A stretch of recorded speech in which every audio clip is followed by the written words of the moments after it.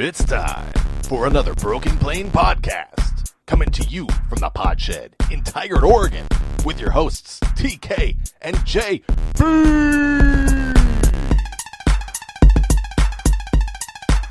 Welcome to the Broken Plane podcast, season 2, episode 11. I'm JB. And I'm TK. TK, how you doing? Oh, I'm so many things, so many emotions, so many feelings. Really? I'm hot right now.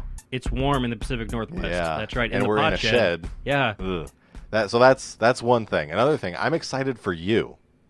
For me. I'm excited for you because you are the king of the castle alone for a week. I am. And you've told That's right. me that you're going to be feasting. That is my intention. I'm happy for you, and I'm jealous. That is my intention. The family's out of town this week. They just left today. Actually, they got into the car and they took off down the road. And yeah, I'm gonna be solo until they come home Monday night or maybe Tuesday. Hopefully Tuesday. Well, Monday night or maybe Tuesday. We'll see. We'll say it for you.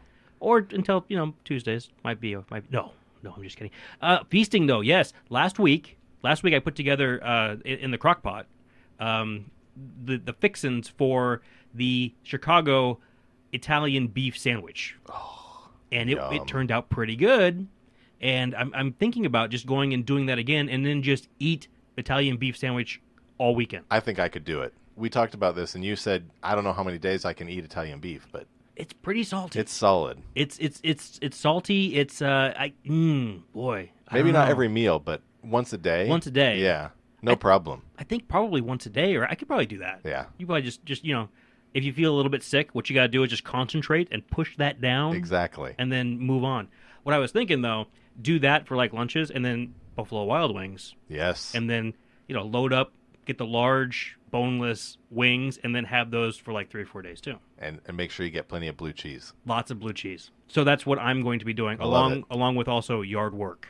Because it's spring. Hell yeah. In the Pacific Northwest, and the official flower of Oregon is the blackberry, and all of the blackberry bushes are in my backyard. Isn't it the grape? I don't think so. Not according to my backyard. Oh, okay. It's so bad, man. It just is so brutal. The blackberries they're just brutal. I don't have words. Roundup, that's all. We have a dog, and the dog goes outside, and my wife freaks out when you start using that kind of course, they're gone for a week. Yeah, they're gone. Just keep the dog inside. Just keep the dog. She's fine. Or the front yard. Just stay inside. You're fine. Roundup is your friend. It's my friend. It helps. Yeah. All right. Enough of that. JB's lucky. Twitter fan of the week. This week, new new guy, another new follower. I think we pulled him in. Before we get on to Twitter fan of the week, I just want to say our following count has been going up. It's rising. Because we were struggling to hit 100. We were stuck in mid 120s, and now we're up at 142. Well, I was just saying during the season we were struggling to get to 100. Oh yeah, it took forever. And then once we got to 100, 120 took came off pretty a little quick, bit, and then we stalled. It stalled out, and we were up to 141 at one point. Right. And I just wanted to say, nicely done. We're doing good work. If you're listening and you're not on Twitter, join Twitter just so you can follow us. We have great quality tweets. Fantastic tweets. Yeah. Just ask our Twitter fan of the week, Jay Achtziger, at Slurricane72. Is that Slurricane? That's what I'm going with. These are some hard words to pronounce, I'll tell you what. I don't know why I picked him or her. Dolphins fan, Miami Dolphins, but resides in Salt Lake City, I think, and is generally a fan of Utah and Nevada sports. But there's no football team in either of those places yet. But I wonder if he'll be switching to the Raiders, or if he's going to stick with Miami, or just go with both. That's a good question. We got to hear from you, Jay. Well, it sounds Slurricane might be close to Hurricane. Yeah. And if he is an alum, then it might be hard. That's true. Of course, it's the pro. It's not the university. Yeah. So you're not bad-mouthing your university, your alma mater. And the Dolphins suck. The Dolphins are hard to watch, man. They're really hard. No offense. Of course, the Raiders. Yeah. The Raiders aren't easy to watch either. I mean, maybe they will be. They have a more promise at quarterback. They for sure have a little more promise at quarterback. Just I think roster-wise, I would rather watch the Raiders. I think. If you could put the Raider offense with the Dolphin defense, you might be onto something. You might. If you could also put the Dolphins players in Raiders gear, yeah. that would be more appealing to me. I've never been a fan of the jerseys. The teal. Dolphins. Yeah, The teal with the orange accents. What the orange freaks me out. I'll be honest. I'm a the fan of is orange, crazy. so that doesn't bother me. But the teal's a little weird. Really, the orange to me kind of reminds me a little bit of the Tampa Bay creamsicle jerseys. I like those, and I like those a lot. Yeah. Which I don't quite understand because I don't like the piping on the Dolphins jerseys. Oh, okay. I just don't. They had a little bit of a scheme change for their uniforms this year. They added a darker orange, I believe, and I think they widened it on the stripe down the middle of the helmet. Oh, I didn't see that. So it's subtle. You wouldn't notice it if you weren't told and Okay. shown what it was. But I've just told and shown you, And now I know. and now you know.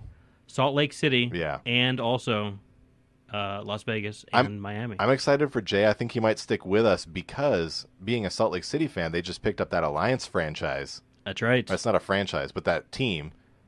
So that might be who our team is too. That might be. So we might be buddies in that sense. Yeah, as far as regional goes. Although I bet you there'll be something in California. Probably. I'd be surprised if there wasn't. Sacramento. Yeah. There's talk. San Diego talk. We'll get to that more. Yeah, they'll when they announce. We have time to get to that. So, congratulations to Jay Achtziger at Slurricane72. Give him a follow, everybody. Thank you so much. All right, you can follow us on Twitter at The Broken Plane, on Facebook, The Broken Plane NFL Podcast, name change for Upgrade. the Facebook page, the Broken Plane NFL Podcast Right. now on Facebook. Or you can email us, thebrokenplanepod@gmail.com. Right. And you can get our show on where? SoundCloud, iTunes, Google Play Music. Your favorite RSS Your catcher, favorite RSS whatever it's called. feed. Yep. You can, on the blog, it's streaming. YouTube, it's on YouTube. Oh, yeah. Yeah. So Do one of those things. Leave us a review. Tell us what you think. or comment. Any sort of feedback. Just swear. As it's harsh fine. as you want to be. It's completely fine. Yeah. Yeah, especially on YouTube. That's what I expect from the YouTube page. So if you go and find the show on YouTube, and that this is the worst thing ever. Thumbs down into oblivion. And while you're at it, while you're letting us know what you think of us, why not join up on the Great Big Broken Plane Fantasy Football League and show us how bad we are at football too. Fantasy football, that is. You gonna throw that challenge out? Yeah. Wow. I want the best. I want to lose to the best. The league is up. We've got some invites out. We've got some committed fantasy football players, Jonah, Mark, and Sean. Thank you so much. We're waiting for more. We've got prizes that are coming. I think we're going to go with the beanie. I like the beanie. The Broken Plane beanie with a custom patch that we're going to put on there. Broken Plane t-shirts for everybody. And Funko Pop figure, I think, again, is what we're going to do for the winner. Maybe a pennant, too. I don't know if people like pennants anymore. I like pennants. Can you get a pennant? Sure, I can get a pennant. I don't know how to do that. I got my ways. You I have my pennant guy. You got a guy. Yeah. All right. I So let us know. You can tell us about your interest in the Great Big Broken Plane Fantasy Football League on Twitter. You can email us. You can Facebook us. Leave a comment on our YouTube section. Anything. We're listening. Anything at all. That's all about that. Hey, before we jump into the show, you know I was out of town last week. We flew down to San Diego. I know that. For a 100th birthday party. Other people know. We told them about it. I think we did. The royal wedding. That's I forgot about that. Yeah, I left that in there. I entirely forgot about that. Yeah. So yes, and I just wanted to say to Mary Nemi, happy 100th birthday. Woohoo! Congratulations on hitting 100 years of age. That's fantastic. And I learned something new about Mary. She was apparently born in Walla Walla, Washington. Oh. Which is actually it's silly, but that's where my people come from. Cool. Yeah. An onion lady. Yeah. Yeah, that's right. I wonder if anybody outside of Oregon, Idaho, Washington is aware Probably of not. Walla Walla sweet onions. Walla Walla sweet onions are the Vidalia onion Yeah, right. But of they're Washington. big. They're huge. Yeah. Anyway, Mary, congratulations. Yes. And happy birthday. Very good. 100 years old. That's amazing. Crazy. Hey, while I'm name dropping, can I name drop Yeah, just do a some little more. bit? You've heard of Ricky Williams, right? The running back, The former running yeah. back. Speaking of the Dolphins. New Orleans and the Dolphins. I was at the birthday party, Mary's 100 birthday party, with a classmate of Ricky Williams. There we go. From high school. Yes, they were on the same wrestling team together. Rufy. Did you get his autograph? Rufy Flores is his name, and he is now a major in the Army. Did you tell him about the podcast? No, I did not. Do you have his Twitter? I do. He's not on Twitter. Dude. He's an actual American hero. He's an actual like real honest to God American hero. He's a great story. He grew up in San Diego, went to school at a high school, joined the Army as an enlisted recruit, yeah, and went to college and came back as a commissioned officer. And he served overseas. He served in Afghanistan, I think. And great story. His sister, who that's how I know the family. Is down at UCSD working in the theater down there as the artistic or the technical director, I forget. Anyway, she's big deal down at UCSD. In the theater crowd? Yes. Nice. Yes. Very good. Well, that ties right into ACL injuries, which is just a quick segue. The first thing that we're going to right cover. Over. Anyway, that's my Ricky Williams tie-in for the day. I like it. Yes. Someday I'll tie in one of my famous. But what I'm saying is that Ricky Williams would go to my barbecue. If I had a barbecue, I could totally just reach out to Jessica. She would talk to Roofy. Roofy would call Ricky Williams. He would bring his camera. Thank you very much. Oh. Although it's legal here in Oregon, so maybe he would. I don't know. I'll tell you this. I wouldn't tell him no. If he's going to show up to my barbecue, I'd be like, Ricky Williams, welcome to my barbecue. Here's a burger. Here's a beer. Oh, you'd rather smoke weed. That's fine. ACL. No, we're going to talk about ACL injuries. Anterior cruciate ligaments. Yeah, the first of the season, maybe not the first of the season, but the first significant of the season, Paul Warlow, Eagles linebacker.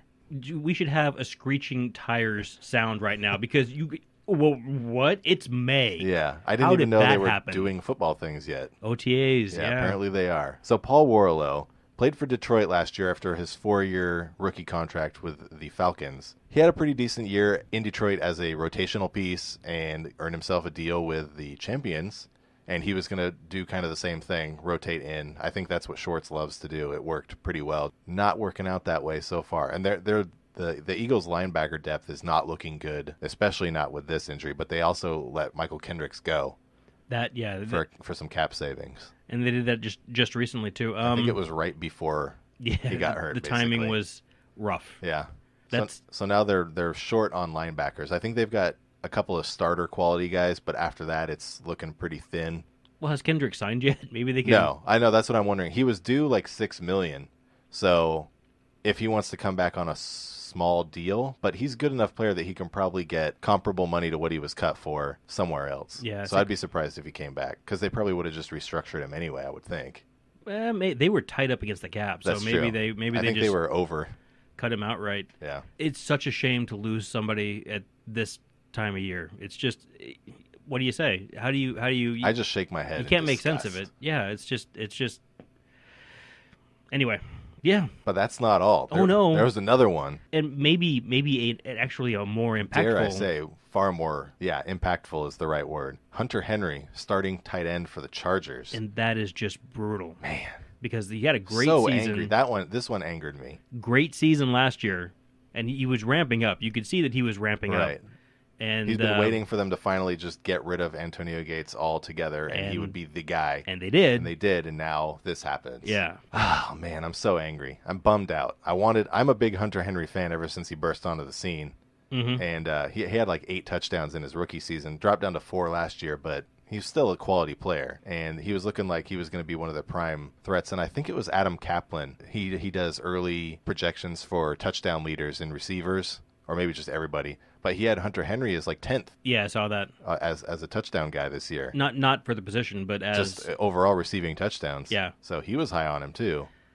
And if you don't believe me, believe Adam Kaplan. And well, not only that, but with I mean, it's not like you got a chump throwing him the ball. Phillip Rivers can get the ball to his tight end. I still believe in him. So yeah, that's tough. I'm angry. Tough. The Chargers have dealt with a lot of big-time injuries over the last couple of years. So, hey, now that they need a tight end, right, and Antonio Gates is available.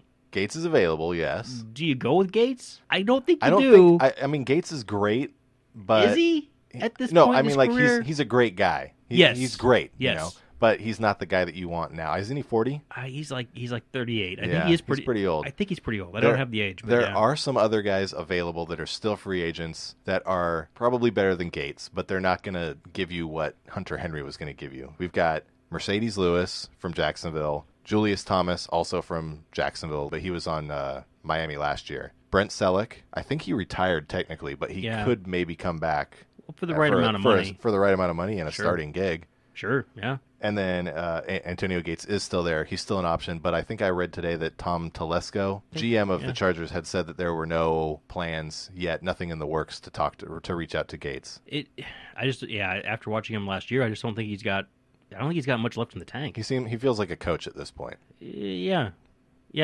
So, which is fine. Yeah. He's had a good career. It's not like he's cut short. Right. Or anything like that. One guy that I went looking for when I was digging through free agent tight ends is Michael Rivera, coming out of Oakland. 4 years in Oakland. He didn't get his rookie contract re-upped, so now he's just sitting out there waiting. He had a couple solid seasons his rookie and sophomore years, 4 touchdowns, 300 and 400 yards, somewhere like that. Not bad. That's not bad. And I think he just kind of fell out of favor in Oakland, and I think he might still have a little something there. I wouldn't be surprised if they went with that route, because that might be a little cheaper, and he's younger. You don't have to worry about the injury bug as much as with all the old men that I just listed prior.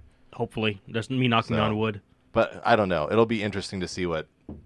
There we go. It'll be interesting to see what San Angeles, the Los Diego, what they San decide Angeles to do Chargers. at tight end now, because they've only got Virgil Green, who, if you remember from 8 years in Denver, really was more of a backup / blocking tight end. Yeah. I don't know. Maybe this is the year where Phillip Rivers just really concentrates on his wideouts. Feed the men that need the ball. Yeah. Maybe that'll work. Keenan Allen is ready. With all this being ACL injuries in May to significant players. Yeah. If you were, let's say, the players' union rep, lead guy, Troy Vincent, I think is who it is right now. If you were Troy Vincent, would you start pushing for more limited practice and preseason schedule? Would you change anything, or do you feel like has it always been like this? Well, or are knees being snapped at an otherworldly rate? I think it always happens. I mean, there's always in preseason, during the games. Certainly. There's always a one or two injuries that happen during the games that are really significant. What's surprising the last couple of years, and I don't know if this relates to anything, but it's the injuries that happen, the non-contact injuries. Yeah, it feels like a lot of guys are dropping on just cutting, running routes and stuff like that. And I'll be honest with you, I didn't look at either one of these injuries, but I don't think there's any contact. I haven't heard anything. It's OTAs. Yeah. And these are optional. These are optional training sessions. You're obviously not trying to get your players hurt in May. Yeah. So, I mean, they're bumping against each other, but nobody's tackling. Nobody's going to the ground. Right. I think these to me, these sound like cut injuries. So, like somebody's trying to put their foot in the ground and make it cut, and it's like the knees just folding up a little bit. Would I change anything? I don't know. It's almost like, to me, it's almost like you've got to find a way to get the players to work a little bit, but not to the point where they're hurting themselves. Right. These guys, a lot of these guys are trying to make a team. And Hunter Henry and Paul Warlow aren't. They weren't. No. But I mean, if they're looking at the rest of the group, and especially Warlow, I mean, he's not a name brand. Hunter Henry, maybe he thinks he's got a little bit of stability. Yeah. Warlow doesn't have any, probably. Yeah, he probably still needs to make the team. And if he's looking behind him at this rookie who just came in, who's going 1,000 miles an hour all the time, maybe you got to step your game up a little bit. That's true. It's almost like you've got to come to a point where you just don't let them go to that gear. I don't know how you do it. I don't like the idea of forcing guys to show up at OTAs, which is essentially what teams are doing. They're trying to anyway. Don't get me wrong. It's an option. Sure, you don't have to be here. You also don't have to start. You also don't have to be on the game day roster. People give Aaron Donald and Le'Veon Bell crap for not showing up to OTAs, and you would not be happy if one of those guys got one of these injuries at OTAs. Tom Brady, right? Rob Gronkowski. You think the league is better if those guys get hurt during OTAs? It doesn't.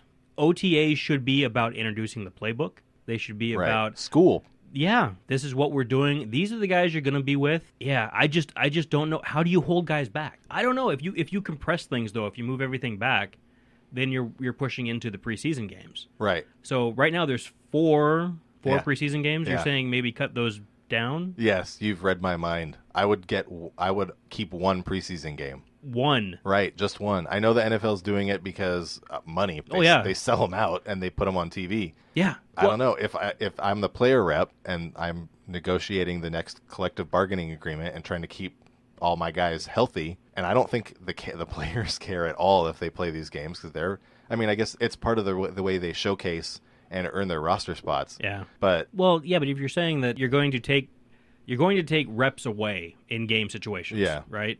And you're also saying that you're going to push back when you're going to start allowing contact. Yeah. And keep in mind that the injuries we're talking about weren't sustained during contact. So I don't know how much you're going to help these kinds of injuries. True. I'm probably completely wrong. By pushing that stuff back. What I will say is that preseason football is such a money grab for the NFL. I mean, there's still for the owners. There's still plenty of injuries in the preseason games as well, too. There are. And there's a ton of great reasons to cut those games back. Number one, they don't mean anything There's at all. reasons to keep them, and there's reasons to get rid of them. And the reasons to keep them are probably outweigh the reasons to get rid of them. Well, the reasons to keep them for the NFL is that for the NFL, they're required purchasing for anybody who's got a season ticket, right? But I kind of wonder, I question myself at how many of the coaches and the coaching staffs and the GMs and the organizations would want to get rid of them anyway. Because they say, well, hey, how are we going to figure out whether roster bubble guy number 54 or 55 is going to make this team, and then we're going to make the wrong decisions? Well, the coach is never going to say, I don't want to play anymore. I don't want to be able to work my guys any harder. I don't think I've ever heard a coach say that ever. Right. The Players Union, I think, didn't they already negotiate down and get rid of like 2-a-days and practicing in full pads on days over 90 degrees or something like that because people were getting heat stroke and all that business? Yeah. So they've already taken some steps to limit what players' exposure to adverse health conditions. They're trying to. Yeah. And these off-season programs are optional. I mean, they are optional. But like Mike Leach said, so is the starting lineup. Yes, these are optional practices, but so is the starting lineup. All right, you've convinced me. So I convinced you. I was full on board of just slashing everything. Well, I think everything must go. I think the thing that you have to do as part of your job as a football coach and a football coaching staff is to know when your guys are pushing too hard. Yeah. And to recognize when you've got a guy who's, you got to understand this is May. This is not, nobody wins a Super Bowl in May. The only thing you can do is blow your knee up. That's all you can do in May. And people have. So what is happening? Is it a freak accident, or are guys going too hard? Because if there's guys going too hard, part of that is on the coaching staff. Because the coaching staff, again, I've never heard a coach say, "Hey Johnny, slow down, take a little off." Yeah. And maybe they should. These aren't your high school players. I doubt there's very many players you've got to look at and say, "Well, Johnny's got to get his butt in gear." These are professionals for the most part. These are grown adults. Warlow just came off his rookie contract. He's got 4 years in. This is his fifth year. This is his sixth. 6 years. Yeah. So this is his 6th year in the league. So here's a guy he's been there and he's done that. Yeah. Right? Why is he going 150%? Because is there a guy pushing him? Is that why? And you can't be the guy who. What are you going to ask him to do? That's the part that I'm having a problem with. I don't want to tell the rookie he can't go hard. Right, because that's how he's going to make that team. Right. But at the same time, if the rookie goes hard, the veteran has to go hard. That's just the way that works. If somebody's coming for his job, he needs to be able to protect it, right? Yeah. I kind of wonder if it's going to come down to individual coaching staffs and their philosophy on player safety during these OTAs and the training regimen. If Anthony Lynn, head coach of the Chargers, and his staff agree, they're like, well, we probably could have prevented this Hunter injury if we did this and this in our practicing setup. We should change that from this point on and see if we can protect our players any better. Yeah. And that type of thing. And if there isn't anything that the league can institute, and it's just going to come down to a coach with a good heart who sees a good guy go down far too early. Wants to protect his guys. You know what? And if that's what happens, then I'm all for it. Yeah. But I think what's probably going to happen is you need to be able to identify root cause. And until you can do that, because these injuries sound to me like somebody just planting wrong. I think a lot of these guys must be skipping knee day. They're in the gym, they're working on their arms, they're working on their legs, but they're not working on their knees. You know what it could be? And this, just hear me out on this, okay? Okay. So we talked about rookies and veteran players, right? The rookies that are coming in, these guys are probably in the best shape of their lives. No doubt. Because they are trying to make the leap into the NFL. And maybe the veterans coming off a little time off. Yeah. So do you think maybe there's something to be said for the younger guys are just in better shape, and therefore the older guys are pushing themselves, but maybe a little Could be more than what their bodies are ready for? They're not ready to yet, even just at this point in the season, in the preseason. They need to take it easy up until even just June. Just kind of ease into it a little bit. Well, or do a little more stretching. I think probably to have guys go hard at this point is silly. I imagine most of them are training all year round. Off-season I don't think there's so anybody. I don't think there's anybody who comes to camp looking to get in take shape. Like 2 weeks off to go to Tahiti, and then it's back to the grindstone. Well, even when you're in Tahiti, these guys are they're still waking up at 4 a.m. to go on. These guys are running on the beach, and I mean, runs. They're just these are professional athletes. You know what? If somebody was paying me professional athlete money, I would make it a point to get up at 6 a.m. and put in my time in the gym. I don't know. We have solved nothing. No, there is no easy solution. But we filled in 20 minutes of time. So now that's it for this week's ACL injuries. The ACL injury update. We had some rule changes. We have one rule change. One rule change that has many changes within it. Yeah. The kickoff rule changes. First off, just to start, they were talking about eliminating kickoffs like the Alliance was talking about. They should have. And honestly, probably should have. Yeah. I am actually much happier with the way the Alliance is doing it with the automatic start on the 25. Yeah. Is that right? Yeah. And then if you want onside kick, fourth down, 4th and 10 at your own 35. That seems great to me. I like that idea. What I'm hoping is NFL does it this year. They still see, and I'm not hoping for injuries.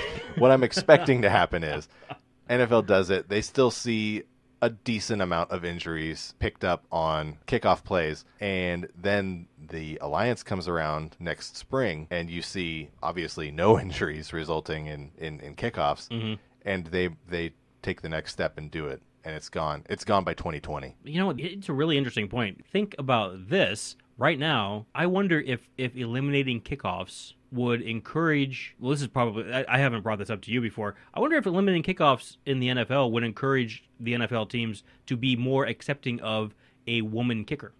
Interesting. Because if I don't have to tackle, you don't have to worry about her getting clobbered by. Yeah. I mean, not that I would worry about that. I wouldn't worry about her getting lit up, because lots of kickers get lit up all the time. But what I do count on my kicker to do is make the last tackle if they can.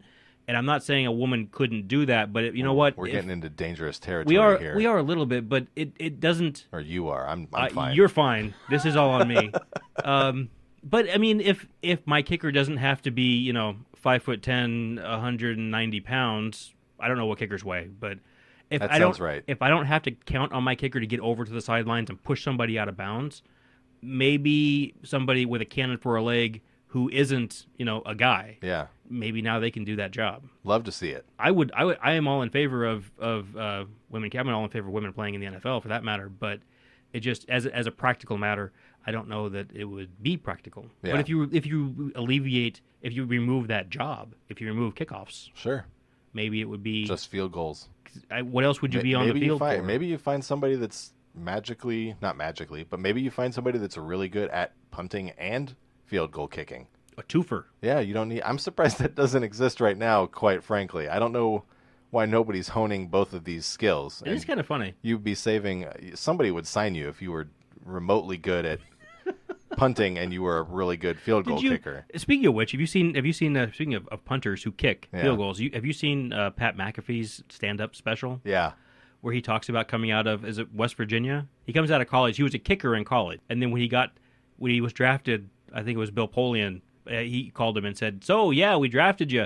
Yeah, you're going to be a punter for us."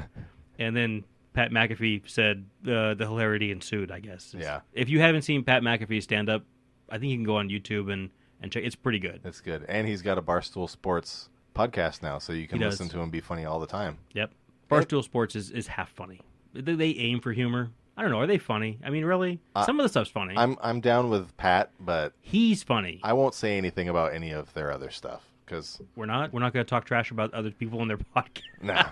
It's wise choice. Wise choice. Kickoff rule changes. Here we go. Yes, kickoff rule changes. For the NFL, the kicking team is required to have 5 players on either side of the ball now, starting this year. And it used to be at least 4, so you could overload one side with 6 and 4, basically. But now there's a kicker in the middle, or there's a person in the middle. I guess it has to be the kicker. The kicker, yeah. Yeah. And then you have 5 on each side of the kicker. Right. Now, let's get even more specific. Yes. There's no run-up anymore. As you knew, the players were allowed, all the 10 players that were not the kicker were allowed to stand up to 5 yards behind the line where the football was kicked, which is, on most instances, the 35-yard line. The restraining line. Yes. So they got a 5-yard run-up at most, but they couldn't run past the ball. They still can't run past the ball before it's kicked. Mm-hmm. They're really cracking down on where you can stand now, too, where you initially line up. You can have 2 guys line up between the numbers and the sideline. Okay? You can have 2 guys line up between the hash marks and the numbers. And then you have 1 guy on that side line up inside the hash mark. Or he can be either between the numbers and the hash mark or outside the numbers. So you have 2 guys outside the numbers, 2 guys inside between the numbers and the hash. Those are the minimums. And so the last guy could line up outside. And then the third guy can go on in either area. Oh, I thought he was tied to just the middle. He can go into the outside the hash, or he can go outside the numbers. Right. It's at least 2 inside the numbers, at least 2 outside the numbers. The third guy can be inside the hash, inside the numbers, anywhere, or outside the numbers. So the last guy can be anywhere inside, as long as he's okay. Okay, that's interesting. They've really narrowed down your alignment. Yes. So you don't have a lot of options. You didn't have a lot of options to begin with. You have fewer options now. On the receiving side of the ball, they've changed it up a little bit too. Now you can have. It's a little different. You have to have 8 guys. You must put 8 guys within the 15-yard. It's right? the restraining zone. Restraining zone, yeah. Whatever that means. Nobody's heard that term before. Whatever they're calling it, it's the line. It's the line from. So the ball is placed for a kickoff on the 35, and it's the line that goes from the 45 of the kicking team back to the 40-yard line of the receiving team. Yeah. You have to have 8 of your 11 players inside that area. That 15-yard box. Can't have 7. Can't have 7. And in your receiving group, the 3 people who are in your receiving group near the end zone, they also, a lot of times you would see them, the blockers up front would get together and kind of hold hands. And I think called a wedge block. They're going to call that. First of all, it's not called a wedge, but we won't get into that now. For the purposes of this conversation, that will be a wedge block. They are not allowing that anymore. Right. So now you can't essentially double team.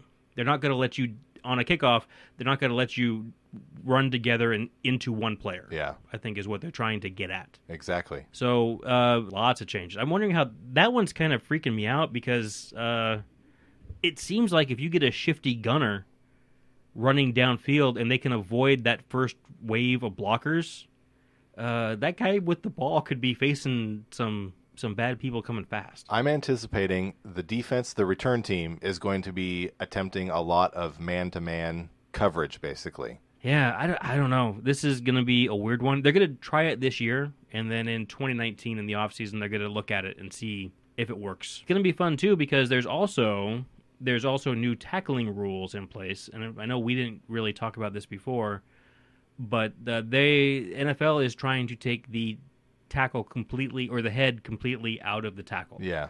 And they've gone so far as to say even an offensive player, if you initiate contact with your helmet, that will be illegal and could get you kicked out of the game. You know, you see a guy ducking his head to get a couple extra yards, that potentially could be illegal now. You're going to have to try and make it look like you're trying to duck your shoulder down. Which I have a hard time railing against, but I also am having a hard time envisioning in real life how that's going to work. Yeah, it should be interesting to see. And especially on a kick return. I mean, man, I'm hoping to see more spins. The spin is an effective move in football. Yeah, I mean, I'm not a huge fan of it, but yeah, it can be. It's a lot safer than 2 guys trying to give each other stingers, basically. Yes, that part's true. It's a lot safer than 2 guys just colliding at full speed. Shoulder to shoulder. Is it ever shoulder to shoulder? That's what it's. They call it shoulder to shoulder. Okay. The final part of the kickoff rule is the touchback is being changed a little bit. The return man no longer has to kneel in the end zone. If he's in the end zone, it's going to be waived if he decides. So it's like a punt, like a fair catch, I guess maybe. And I think the other thing is if he doesn't catch the ball and he just lets it go into the end zone and it trickles in, he doesn't have to go over and grab it. I think he can just signal, go ahead. whistle it dead. What do you It's a think? touchback. What do you think about that? It could create some interesting strategies with the kicker. They're pretty good. They're fairly accurate. They could drop the ball at like the 10, and maybe it rolls in, and that gives their players some time to get down there and possibly grab the ball at the 1 or in the end zone. Yeah, my thing with not having to down it in the end zone for a touchback, the ball's gone 10 yards. Yeah. It's a live ball. That's seriously. I'm a little unclear of how this is actually going to be executed because the wording of it was very sparse. And yes, like you said, if the offensive team doesn't go grab the ball in the end zone, it's technically eligible to be picked up. So I'm not sure how it's. Well, it used to be. Yeah. I mean, is it? Unless is it they're not? eliminating that. It's interesting that you say too. It brings up the question about as a kicking team, the pooch kick becomes more of a weapon now. Right. And it did before too. It's funny because they moved kickoffs up, right? And then in addition to that, they were going to make bring touchbacks out to the 25. What they thought this would do is this would make more people. They'd make it easier for the kicking team to kick the ball into the end zone, and it would be more advantageous to be a returner who calls for a fair catch because you might not be able to make it all the way to the 25. Yeah. You could return to the 22, maybe not the 25. But the first thing that happened when they did that is coaches said, oh, well, I'm closer, and if I can force him, because a touchback gets me all the way out to the 25, but if I can force that guy to return the ball, then I could do better. So I'll just have my kicker kick it higher. Now I have more hang time, more time for my team to get down there to cover it. And it's not going into the end zone. And it's not going into the end zone. So it's like the exact thing that the NFL was trying to make it so it wouldn't happen was happening more now because you have live returns. So the only way to solve it is to get rid of the kickoff. That could be. What do you think about punts? I mean, punts to me aren't really the same thing because the thing about kickoffs is you've got so many people going fast. Yeah. And a punt, at least you have everybody starts off near each other. So I don't feel like you have that same head-on collision, two trains on the same track. Yeah, it's different because you're allowed to have both your gunner and your defender right up on the line of scrimmage. Yeah. So neither one of them can really do that much damage if they're locking each other up and half of the time pushing each other out of bounds and then getting flagged for a stupid penalty and ruining the punt. The problem with the punt that I see is I don't see a really good way to get rid of it. You know what I mean? Yeah. Like the only thing I can think of is you have to throw the ball but that doesn't really change anything. It doesn't really change anything. It's just the manner of ball delivering. That's not the problem. Yeah. The problem is people getting killed or not. People getting hit hard. Yeah, and even in punts you still see that. I mean, guys get loose and sometimes guys miss a punt But I think because there's no separation of 10 to 15 yards like there is in the kickoff initially, and the punt doesn't go as far, well, really ever, because their goal is to get the hang time and still get distance. So the players are able to get down there, and with the fact that the fair catch saves most of the time, the player from just getting lit up. I think there's like 3 times a year when guys just ignore the fair catch signal, and there's another 3 or 4 times a year where that guy should have fair caught the ball. Yeah. So it's not as much. Yeah, I mean, the only option you could do is just take an average of all punts over the last 10 years and say they've all gone. But then you're eliminating the muffed punt and all the turnover opportunities and the chances for fake plays. Kick. Yeah, so you can't do it. You can't get rid of the punt. I don't think so. Yeah. But getting rid of the kickoff. You know what? Getting rid of the kickoff is a lot to me like getting rid of the extra point. I don't watch those 2 plays anyway. Yeah. I think that's another one that the Alliance is going to fix for us, the fans, of having to watch these stupid extra points. Just force them to go for 2. By the way, we talked about this last week. You talked about with the advent of the moved back extra point, and you wondered what the numbers were. Oh, for conversions. Yeah. I ran them. I went and I was able to find for 2016 and 2015, which were the 2015 was the first year that the extra point was moved back.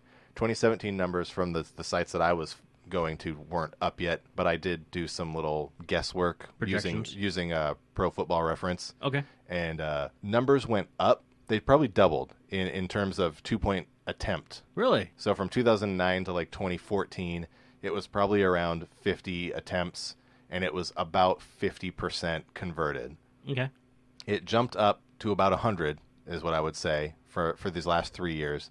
It was still about 50% conversion. So the conversion rate stayed the same the more attempts that they went. It wasn't like it became a harder thing and it became less likely for it to happen. Well, if you're converting 2-point conversions half the time, you probably are better at that point doing Exactly. that because you're making 2 points instead of 1. So even if you made all of your extra points, Right. you would still only The Rams were an interesting team last year. I don't think they attempted a 2-point conversion, and I think they attempted 71 or 72 extra points. So I'm curious if they had run a couple of 2-point conversions, would they have ended up with more points scored overall? I mean, it probably doesn't change any of their results, but that'd be interesting. That'd be interesting to look at. it might change their results if you're forcing other teams to have to go for 2 basically to catch up. Yeah. And if your defense is as good as the Rams' is. So I think that the 2-point conversion should be enacted full time. Well, it kind of does. That's what the numbers guys have been saying for years, right? Yeah. They've been saying for a long time, you should always go for 2. And they've also been saying you should go for it on 4th down a lot. Right. You shouldn't. I mean, especially if you're in your opponent's end of the field, you should never punt the ball. You pin him deep. Why? Why would you do that? That makes no sense. Just go for it on 4th down because the number of times you make it will make up for any times that you don't. It is weird to me because if you look at these things and all the stat heads, that's what they say, right? And yet the only people you can find who are doing this for real are like high school coaches. And that's the only place it's happening. I mean, college coaches talk about it a little bit, but when push comes to shove, nobody wants to be the guy who loses a game because they went for 2 at the wrong time. I think, too, if you start going for 2 more often, you're almost just going to scare the other team into start going for 2. So if you don't get your 2-point conversion, the other coach might just be like, we need to go for 2 because they're going to go for it next time. And if they get it, that's going to equal our 2 1-point extra points anyway, and we're back to where we started. So we might as well start going for 2 as well and got to counterbalance their 2-point conversion attempts. It's the footy arms race right there. That's what that is. That's right. So I want to see it. I would like to see it too. That's enough for kickoffs. The worst play in the NFL, and we talked about it for 20 minutes. It's the off season, man. It's what you do. What do you want from us? Johnny Manziel. No, Johnny Football. If you want to talk about what you want from us, Johnny Manziel back in the game, but not where you thought. Canada. Actually, it's exactly where I thought he would end up. Yeah. Okay, first of all, let's just all pause for a moment and understand that he's playing now for Hamilton, which is a team in Ontario, and their nickname is the Tiger Cats. Which is redundant. That's a little redundant, right? Tiger Cat. Good grief. Come on, Canada. Figure that out. The great thing about this, though, is this is actually the best place for him to be. Honestly, when he came out of Texas Tech, the CFL was the right place for him to be. He was not an NFL quarterback. That he was drafted in the first round is still amazing to me. Do you not think he could have turned into he went to the Browns, so there was nobody for him to sit behind because they haven't had a quarterback that could allow for a rookie to sit behind. In, I don't know, Bernie Kosar? I don't know. Yeah, it's been a while. So it's been they had to put him in. But, okay, we'll say had he gone to any other team. No, and the problem... You don't think he could have developed and by now he would have been ready? Because the problem with Johnny Manziel was never his talent. The problem with Johnny Manziel was his head. The only reason he's out of the league is because he was a bit of a nutcase. Well, he was a little more than a bit. He was not an NFL-level professional athlete. Right. He's got a lot of strikes against him physically. He is an athlete. Don't get me wrong. He's an athlete, but he's not huge. I think he's 5'10". I think when he came out, they listed him at 170. I don't know if he was that heavy. He's always had a bit of an arm, but not a huge arm, right? And he could always run, but again, you're 170 pounds, and you're running around between people who weigh significantly more than that. I mean, there's linebackers in the league right now that are 270. So he's given up 100 pounds to a linebacker. That's not a defensive end. Nope. That's a linebacker. So he was always going to have trouble, right? Could he have worked through that? Definitely he could have. There's a lot of guys that can make those plays. I think if you look at Drew Brees and Russell Wilson they're both, around the same size. They're heavier. Both of them are heavier, but I mean, don't get hit, right? That's the thing.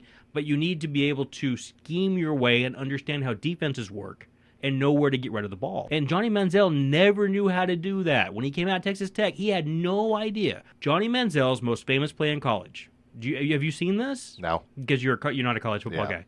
This play is awesome. This is the best play ever. And it has to do with he takes the ball, he goes and drops back, and I think something happens and the ball winds up being tossed up into the air. I think it might be a fumble. Maybe it was a throw that hit off a helmet or something.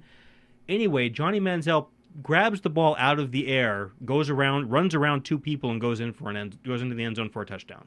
Right? Marcus Mariota-esque. Well, actually, yeah, against Kansas City in the playoff game, Yeah. right? This was even more bizarre than that. But the point is, it's not a schemed play, right? You can't repeat that. So why would I? I'm not going to draft a guy who I have to count on getting lucky, right? So do you think he just got overreached? He was overdrafted. For sure. He should have been like a 5th-round pick. Maybe he shouldn't have even been drafted. Yeah. I mean, honestly, he was a great college quarterback. There's a lot of great college quarterbacks that don't make that transition. And with Johnny Manziel, he was a bit of a head case coming out of college. Yeah. What I love most now, because I was down on Manziel, and my poor son has heard me rail against Johnny Manziel forever. But what I've enjoyed watching him now, I am an American, and I love second chances, right? He seems to have gotten his world together now. He's a little older. He's doing and saying all the right things. A little more mature. He's acting mature. He went down to spring ball and he performed well there. Right. He didn't do the things I want to see him do in spring ball, but I mean, he's playing with guys. Who are those guys? Are they like? Do they get off the field and go straight to their night job? Probably. So he did get a look from the Patriots too. Yeah, but he's not there yet. And so the right thing for him to do now is to go learn how to play football. Go learn how to read a defense. And where's a good place to do that? Well, Canada's a pretty good place to do that. I keep saying it wrong. Because football is football, even if they've got too many guys on the field, and even if the field's too wide, and even if the field's too long, and even if you don't get enough downs. Now, all these things. Yes. You've just said a bunch of things that surprised me. Don't you know about Canadian I don't know rules anything football? about the CFL. So apparently, what do they have? 13 guys on the field? 14? 15? I think they have 12. Just 12? Just Okay, one guy more? I'm going to break it down for you. Okay. All right. They got 12 guys on each side. I'm already lost. The field is 55 yards on a side. So the field, the 110? length is 110 yards. Oh, man. The field is also, I think the field is 15 or 20 yards wider. Is it yards? It's not meters? No, it's yards. Okay. It's yards. And in the end zone, instead of 10 yards, I think there's 15 or maybe 20. They actually have the uprights in the end zone. Oh, okay. Old school. Old school, yeah. How wide? Are they the same width? Same width, I think. They have the same hash marks and all that? I don't know where the hash marks are. Do they have timeouts? Yes, but they call them timeouts, though. Oh. It's just regular. Okay. Yeah. And also, the other difference in gameplay, 3 downs, not 4. But the other difference in gameplay is that I think it's a 15 yards for a first down too. I'm learning all sorts of stuff. Although the 15-yard thing, don't quote me on that. Okay. But what I am sure of, 12.6 yards. like arena football, you Yeah. are allowed to be moving forward at the snap. Oh, really? So if you're in motion, you can be motioning forward. You just can't cross the line of scrimmage. Yes. Okay. Yes. No cherry picking. Well, I know Arena used to allow multiple guys in motion. Just all sorts of chaos. Yeah, and I think the Canadian League lets you have multiple guys in motion too. Okay. Although I could be wrong about that. Listeners, correct me if I'm wrong. Yeah. But yeah, those are some of the rule differences. But remember, Doug Flutie went up there for who they play for the Gray something or other. Okay. Anyway, it doesn't matter. Greyhounds. He won the Grey Cup like 2 or Yeah. 3 times. Warren Moon went up there famously and performed very well, although Warren Moon's case a little bit different because he's probably a guy who belonged in the NFL the whole time. Doug Flutie did not. Doug Flutie was a first round pick of the Bears, and he was not ready to play in the NFL, and he went to Canada and he performed very well there and came back and made a career for himself in Buffalo and then with the Chargers. Yeah, it's been done. And Jeff Garcia was the CFL quarterback too, right? Yeah. That's right. So there's a lot of really good things that could happen for Johnny Manziel in Canada. And it's, you are playing, it is real football. Mm-hmm. And like I said, reading a defense is largely the same. So a lot of that stuff translates very well, and we've all seen it. So, as a guy who loves second acts, I'm really pulling for him now. I would love to see him go do that. He can redeem himself. Yeah, and if he doesn't, then he's still going to be that jerk who is all. We'll never hear about it, I guess. What? Yeah. Good for him. We look forward to hearing more from Johnny Manziel, or not. Yes, no, we do. Okay. And he's only 25. Yes. He's a kid. He could still come back Yeah. and have a 10-year career in the NFL. Yeah. Next up, the Alliance. Again, just a quick touch on them. Like we talked about last week, the official announcement for the Phoenix Alliance team was coming Friday. It came on Friday. They announced the Phoenix Alliance. Rick Neuheisel was, in fact, announced as the head coach, and they're going to be playing at the Arizona State Sun Devil Stadium. Are you excited for Rick Neuheisel? Do you care about Rick? Do I care? Not particularly. I mean, No. he's fine. He's fine. I think he's a great get for the Alliance because he's another college guy who's had a lot of experience in college. He coached was it Colorado? I think so. For a number of years, and then UCLA, and then UW, or was it Washington, and then went down I to don't UCLA? know the order. The point is, he's done this for a really long time. He's obviously a guy who knows how to coach, and I think that's He's a quarterback important. guy too. Yeah, He was a quarterback, and he coached quarterbacks out in the NFL. Quarterbacks coach for the Ravens. Oh, really? Yeah. I didn't know that. And 1 year as their offensive coordinator, which I didn't even remember. Wow. What I remember is that he got into a bit of trouble up at Washington for gambling. Yeah, that's the last I had heard of him. Yeah, but those... And then when I heard that he was at the Ravens, I think I was like, why are you doing that? the gambling thing at UW, I think it was like a March Madness pool. Come on, that's barely Harmless. gambling, right? That's Yeah. just stupid. As long as you're not betting inside your own sport, That's fine. definitely fine. I'm fine.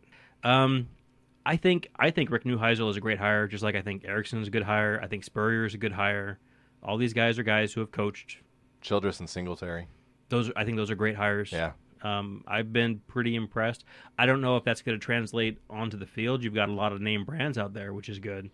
One of the things that surprised me when the XFL came about last time is that do you remember a guy named Rusty Tillman? No. He was a special teams coach and later a defensive coordinator for the Seahawks years ago.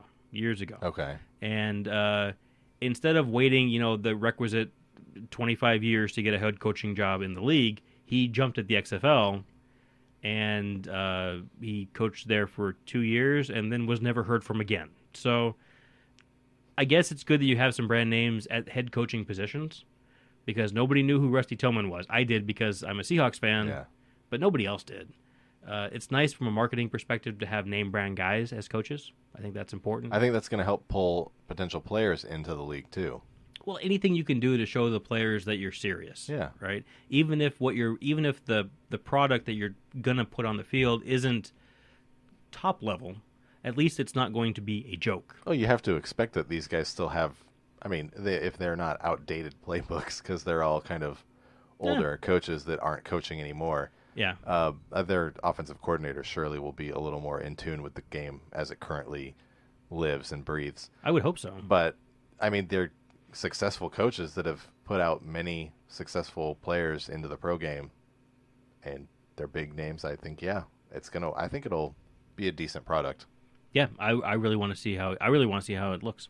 I am looking forward to it. So well done, AAF, and well done, Phoenix. Yeah, and we'll keep you posted on the next 3 teams, 2 more West and 1 East team that have yet to be announced. And I haven't heard any rumblings yet either. Have you? None at all.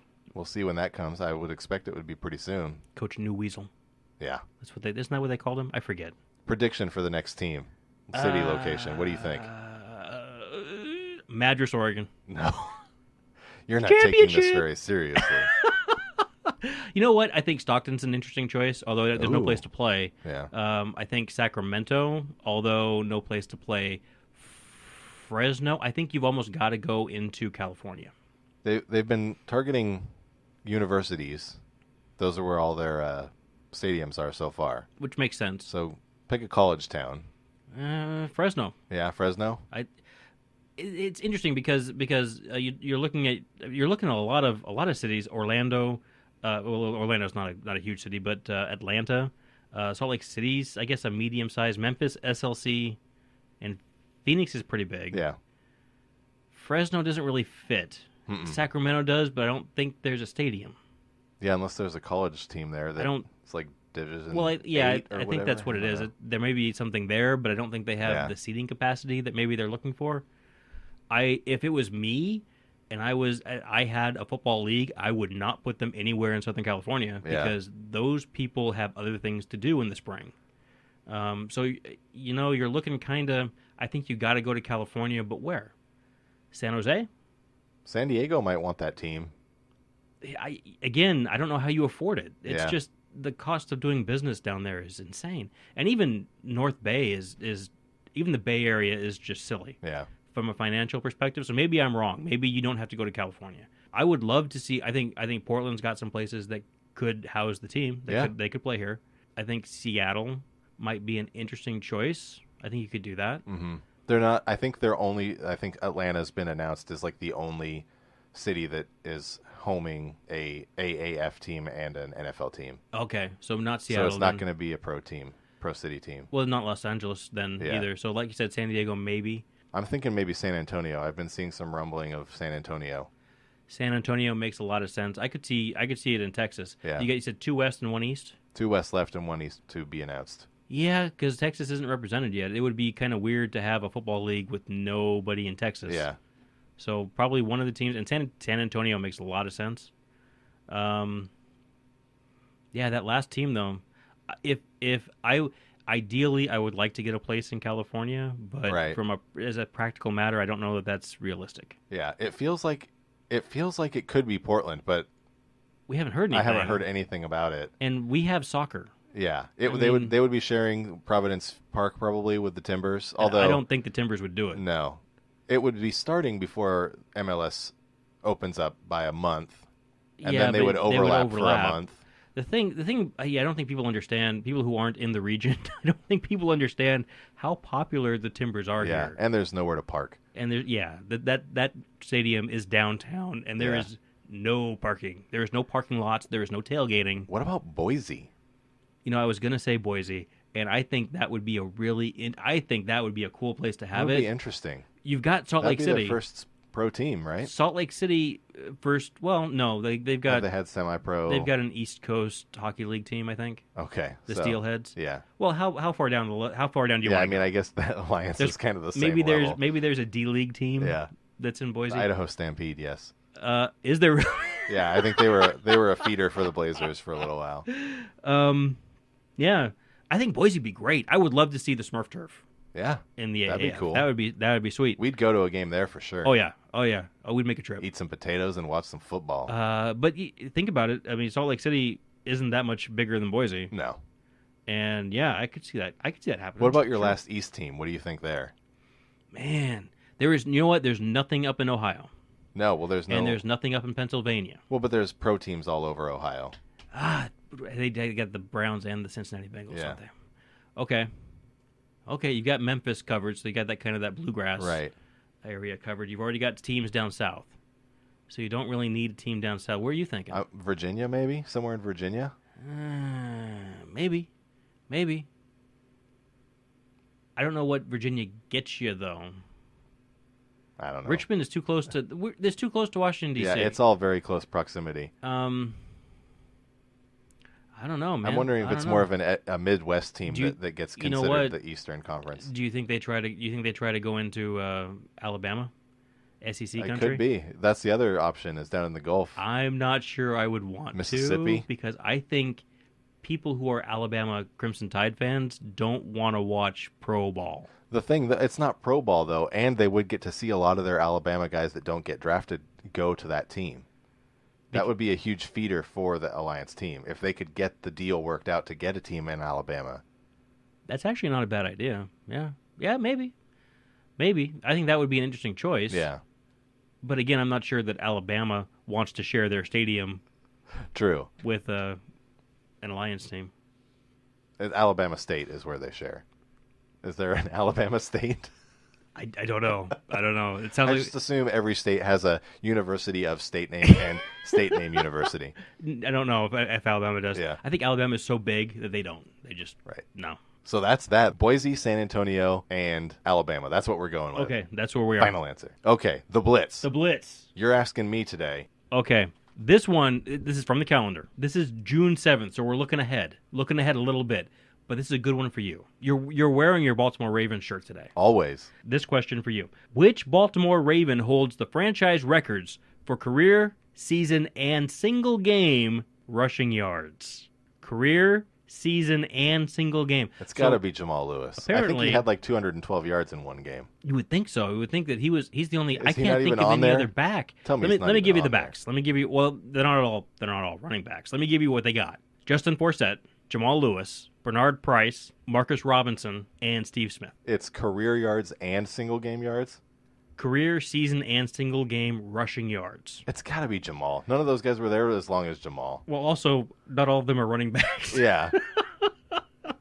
Answer B. Lewis rushed for 7,801 yards in his 7 years as a Raven, with 2,066 in 2003. That was a big year. I Yeah, remember that was like the third highest total behind Dickerson. And maybe it was only the second behind Dickerson, I think. Dickerson. Well, I think O.J. Simpson. And Simpson, too. Yeah. Yeah. Simpson Simpson maybe on not. a short season, though. Maybe I'll not. look that up in a second. And 295 yards on September 14th. 295. Jeez. 290. He ran for almost 300 Yeah. yards. God, he was a beast when he was good, right? Holy He's still smokes. good. He'd still come in and beat half these guys. He's a bowling ball. That guy was just fierce. He was the reason I picked the Ravens. Just had him randomly on my first fantasy football team. This guy can ball. Yeah, so at the time, Jamal had moved into second place because Dickerson has the lead with 21.05. Then in 2012, Adrian Peterson moved into second place with a 2,097, and Jamal has the 2,066. All right. But O.J. Simpson has 2,003 on just 14 games. Yeah. So he might have the best per game average. Well, you know what they say about O.J. Simpson. He used to be able to run a football really well. Yeah, he did have the best yards per game. He had 143, which was the best by about 12. We are done. Yeah, here's some new outro music. Put something new together. Hope you like it. If Nice. you don't, tell me. Don't say a word. Yeah. If you I'll like make it, something new. I like making these, so it sounded pretty good. if I have to make something else, that's fine too. It's not bad. Not bad. Let us know what you want us to talk about next week, because we just keep going back to the Alliance. You say it like it's a bad thing. It's not for me, but It's fun. maybe everybody else is turning us off. We'll see you next week. I'm TK. I'm JB. Goodbye. Bye.